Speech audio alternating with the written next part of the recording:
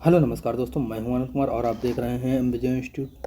दोस्तों, आज की इस वीडियो में आपके साथ बात करने वाले हैं अलंकार के बारे में कि अलंकार क्या होता है, कितने प्रकार के होते हैं, उनकी परिभाषा और उनके भेद और उदाहरण के बारे में हम बात करेंगे।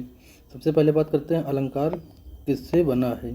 तो अलंकार जो है अलम एवं कार दो शब्दों के योग से बना है, जिसका अर्थ होता है आभूषण या विभूषित करने वाला।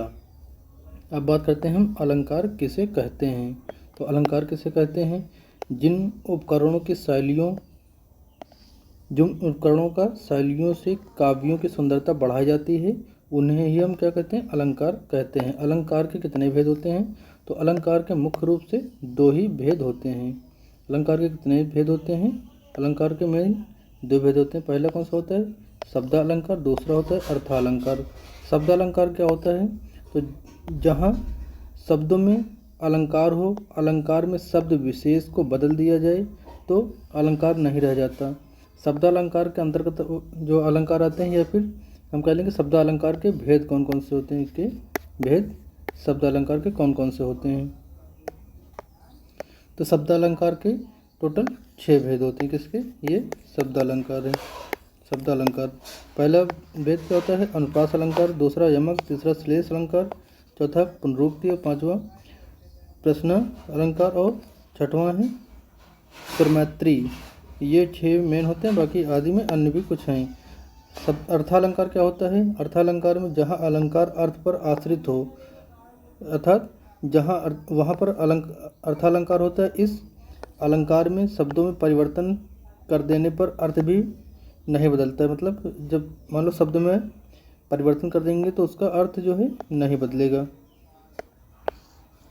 अर्थालंकार के कितने भेद होते हैं। तो अर्थालंकार के जो है ये टोटल 8 भेद मेन होते हैं और कुछ अन्य में आ जाते हैं। तो पहला क्या हो, उपमा अलंकार, रूपक अलंकार, उत्प्रेक्षा, अतिशयोक्ति, अन्योक्ति, अपयुक्ति, व्यतिरेक, विरोधाभास आदि।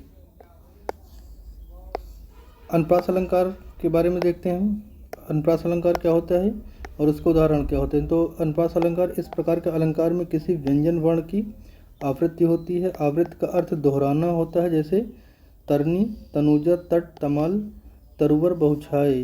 जो उपयुक्त उदाहरण में त जो शब्द है, ता, ये जो है ये बार बार रिपीट कर रहा है। ये बार बार क्या कर रहा है, रिपीट कर रहा है। तवड़ की आवृत्ति लगातार हो रही है, इस कारण से इसमें अनुप्रास अलंकार की घटा है। मतलब इसमें अनुप्रास अलंकार है।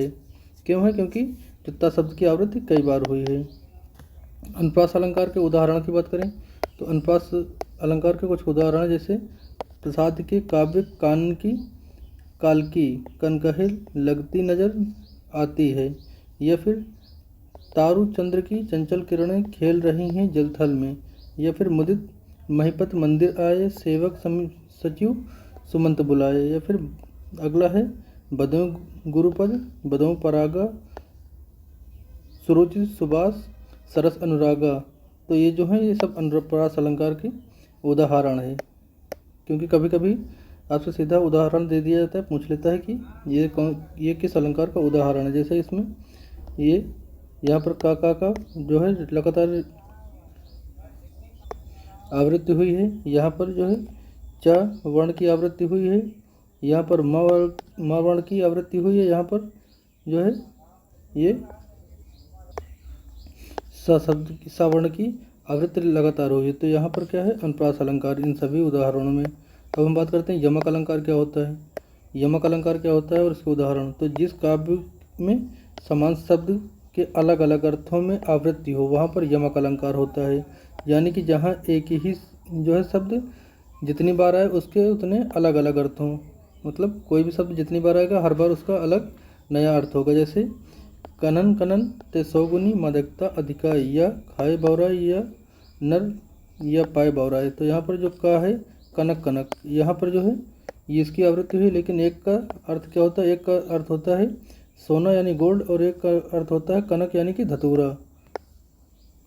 तो यहाँ पर क्या है, इस पद में कनक शब्द का प्रयोग 2 बार हुआ है। प्रथम कनक का अर्थ हमने बताया, एक का अर्थ सोना है, दूसरा का अर्थ धतूरा है। अर्थात जो आपका कनक है, ये कनक शब्द 2 बार प्रयोग हुआ और भिन्नार्थक के कारण उनकी जो पंक्ति में यमक अलंकार की जो है छटा है, या जो यमक अलंकार इसमें है। अब बात करते हैं यमक अलंकार के कुछ उदाहरणों की।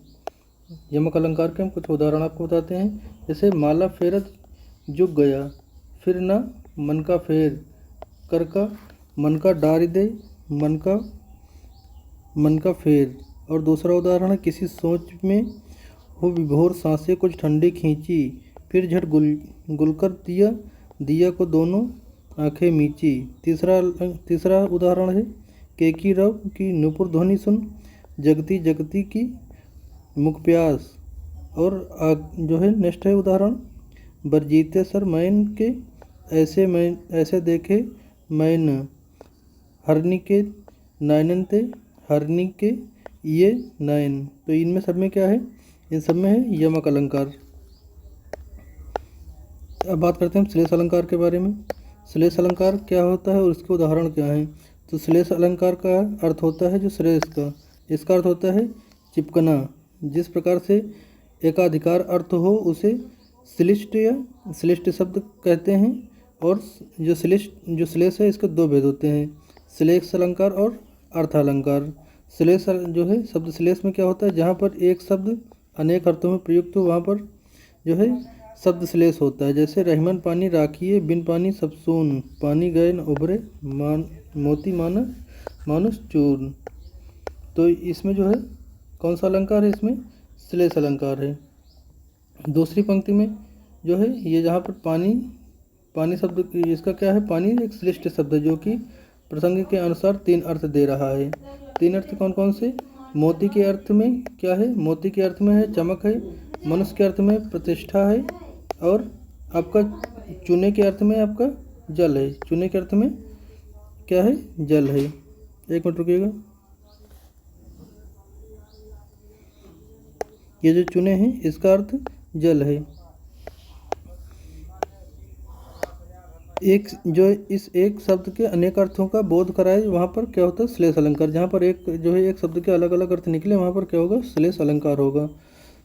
अर्थ श्लेष में क्या होता है, जहाँ सामान्यतः एकार्थ शब्द के द्वारा एक से अधिक अर्थों का बोध हो वहाँ पर अर्थ श्लेष होता है। इसको फिर से देख लीजिएगा एक बार, इस चीज़ को जरूर ध्यान दीजिएगा। जहाँ पर एक शब्द अनेक अर्थों में प्रयुक्त होता है वहाँ पर शब्द श्लेष होता है, और जहाँ पर सामान्यतः एकार्थ शब्द के द्वारा अधिक अर्थों का बोध होता है उसे अर्थ श्लेष कहते हैं। जैसे नर की अरु नलनीर की गति एक कर जोए, जोते नीचे हवे चले ते तो ऊंचे हो। तो यहाँ पर कौन सा होगा, यहाँ पर अर्थ श्लेष अलंकार होगा। दूसरी पंक्ति में जो है नीचो हवे और ऊंचे होए जो शब्द हैं ये एक ही अर्थ का बोध कराते हैं, लेकिन नर और नलनीर के प्रसंग में दो भिन्नार्थों जो मतलब अलग अलग शब्द की प्रतीत करते हैं। अब बात करते हैं श्लेष अलंकार के कुछ उदाहरण की। तो जो श्लेष अलंकार होते हैं उनके कुछ उदाहरण है। पहला है, पी तुम्हारी मुख बांस तरंग, आज भौरे सहकार, बोर भोर प्रसंग में मस्त होना, आम प्रसंग में मंजूरी निकलाना है यहाँ पे। दूसरा उदाहरण है, जो रहीम गति दीप की, कुल कपूत गति सोए, बड़े उजियारे करे, बढ़े अंधेरो होए। जो यहाँ पे बारे शब्द का अर्थ क्या होता है, जो यह बारे शब्द है ये वाला, इसका मन होता है जलना और बचपन। और ये जो बड़े शब्द है, बड़े शब्द का अर्थ होता है बुझने पर और बड़े होने पर। अगला उदाहरण है, जो धनीभूत पीड़ा की मस्तक में स्मृति सी छाई, दुर्दिन में आंसू बनकर आज बरसने आई। घनीभूत का जो अर्थ है यहाँ पर, ये जो घनीभूत है इसका अर्थ है इकट्ठी और मेघ से बनी हुई। और ये दुर्दिन जो है, ये दुर्दिन है, ये इसका अर्थ क्या होता है, बुरे दिन और मेघनाथ के दिन। अगला एग्जाम्पल है, यह रावण सिर सरोज बनचारी, चली रघुवीर सिलीमुख धारी। तो यहाँ पे जो सिली का अर्थ है, सिली का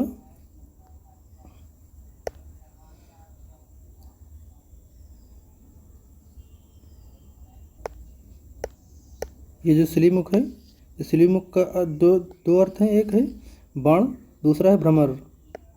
आगे है विप्सा अलंकार। तो विप्सा अलंकार क्या होता है? विप्सा अलंकार में जहाँ पर घबराहट हो, आदर हो, आश्चर्य हो, घृणा हो, रोचकता हो आदि का प्रदर्शन हो और किसी शब्द को दोहराना ही विप्सा अलंकार होता है। जैसे मधुर मधुर, मेरे दीपक जल, तो यहाँ पर मधुर दो बार आया है, तो यहाँ पर क्या हो जाएगा?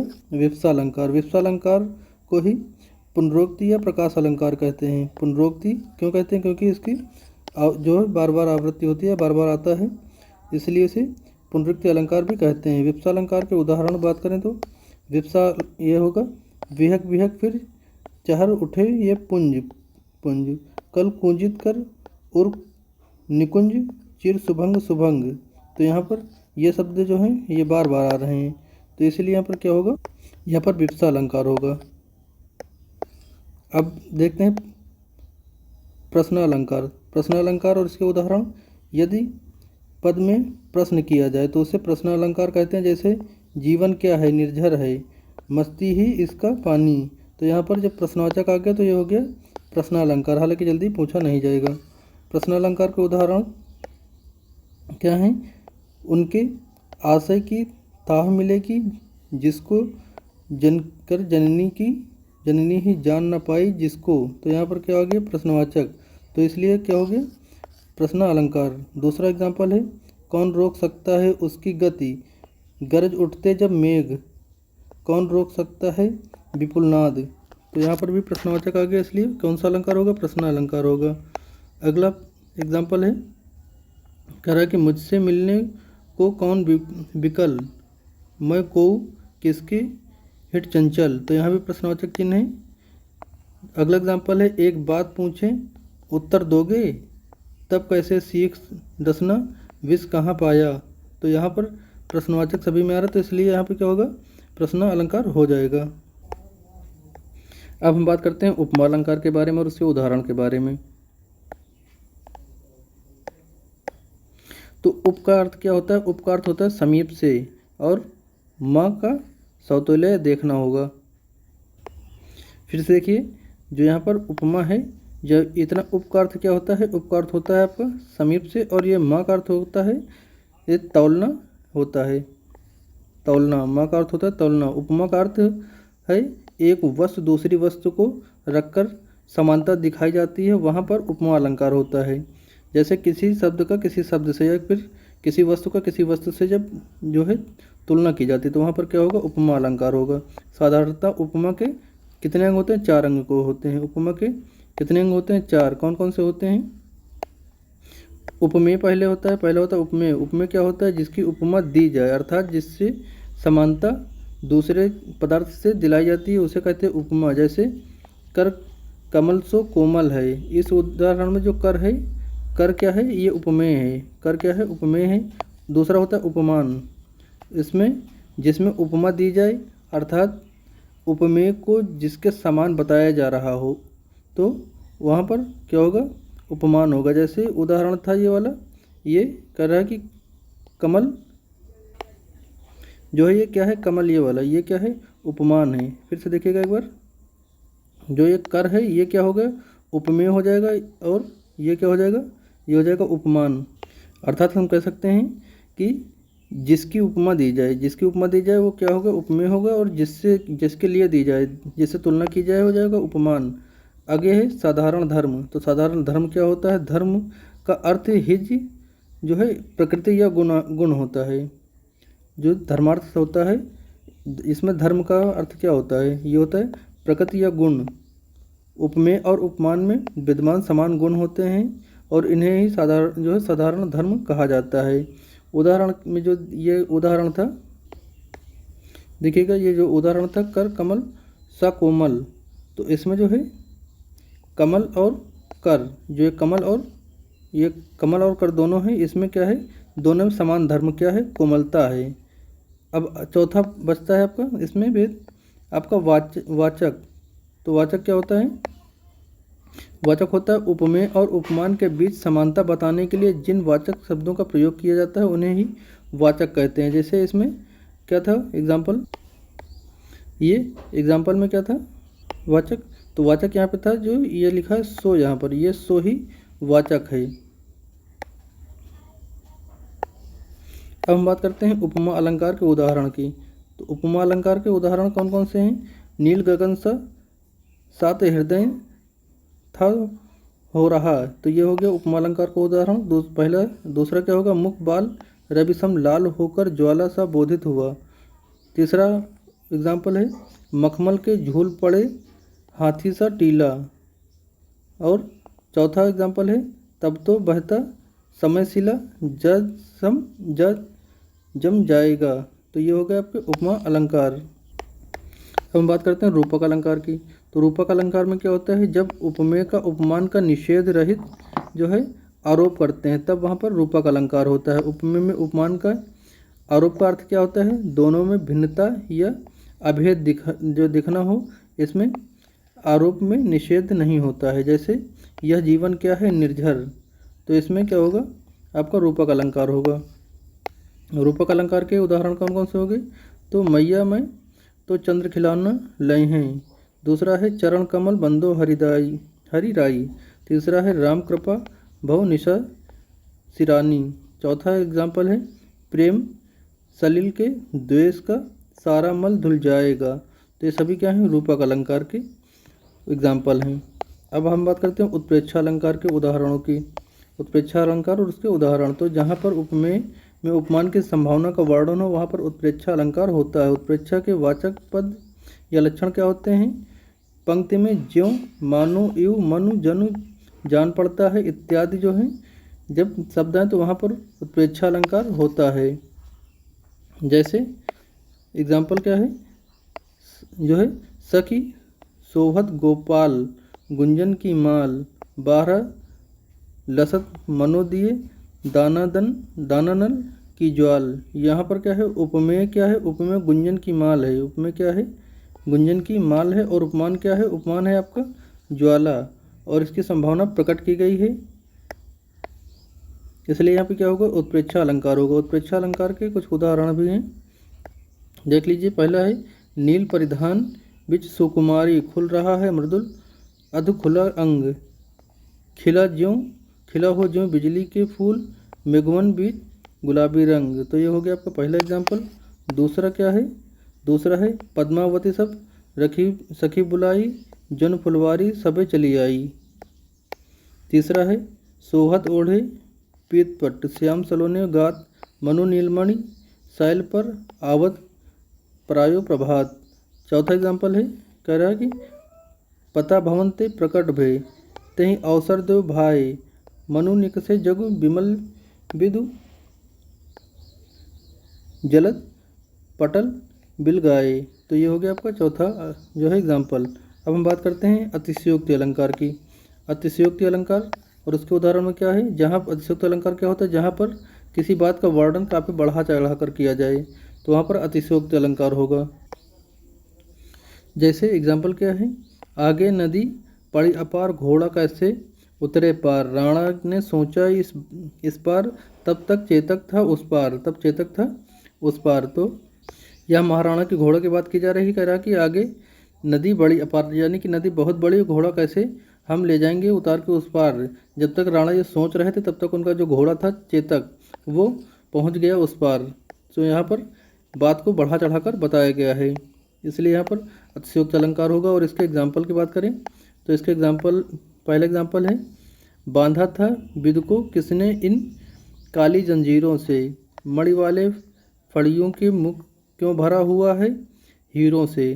दूसरा अलंकार है हनुमान की पूंछ में लग ना पाई आग लंका सगरी जल गए निशाचर भाग। तीसरा जो है एग्जाम्पल है वो कह रहा देख लो साकेत नगरी है यही स्वर्ण से मिलने गगन में जा रही। चौथा है एग्जाम्पल कह रहा है मैं बरजी कैतूर तू इतकल लेटी करोट पंखुरी लगे गुलाब की परी है गात खरोट। तो ये हो गए आपके अतिशयोक्ति अलंकार के एग्जाम्पल। अब हम बात करते हैं अन्योक्ति अलंकार के बारे में। अन्योक्ति अलंकार क्या होता है? जहाँ उपमेय जहाँ वो उपमान के वर्णन के माध्यम से उपमेय का वर्णन हो। जहाँ पर उपमान का वर्णन से उपमेय का वर्णन हो वहाँ पर अतिशयोक्त अलंकार होता है। तो यानी कि इस अलंकार में कोई सीधे रूप में बात न कहकर किसी अन्य तरीके से या फिर इनडायरेक्ट किसी के माध्यम से बोली जाती है, वहाँ पर होता है अनिश्चयोक्त अलंकार। जैसे न प्राण नहीं विकास इतिकाल, अलिकली ही सौ बंध्यो आगे कौन हवाल। तो यहाँ पर जो है उपमान क्या है, उपमान कली है। उपमान क्या है, ये कली है। और भंवरे, जो उपमान है कली और भंवरे का वर्णन के बहाने से राजा जयसिंह और उनकी नहोड़ नायिका की ओर संकेत दिया जाता है। अन्योक्ति जो है, अन्योक्ति अलंकार के उदाहरण की बात करें तो इनमें पहला एग्जाम्पल है, जिन दिन देखे वे कुसुम बीत गई बहुबीत बहार, अब अली सी गुलाब ते अपट कटीली डार।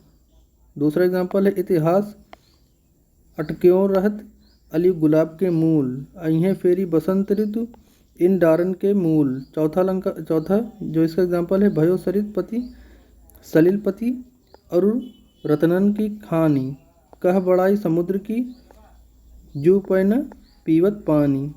तो ये थे अन्योक्ति अलंकार के उदाहरण। अब हम बात करते हैं अन्युपति अलंकार और उसके उदाहरण के। तो अपव्यूति क्या होता है, जहाँ उपमेय पर उपमान का निषेध रहित आरोप हो वहाँ पर अपव्युक्ति अलंकार होता है। इस अलंकार में न नहीं आदि जो है निषेधवाचक अवयवों की सहायता से उपमेय का निषेध कर उसमें उपमान का आरोप करते हैं। जैसे बरजत हूँ बहुबार हरि दियो चीर यह चीर का मन मोहन को कहें नहीं बानर विपीर। तो इसमें जो है कृष्णा द्वारा कपड़े फाड़े जाने को बंदर फाड़ा जाना भी कहा गया है।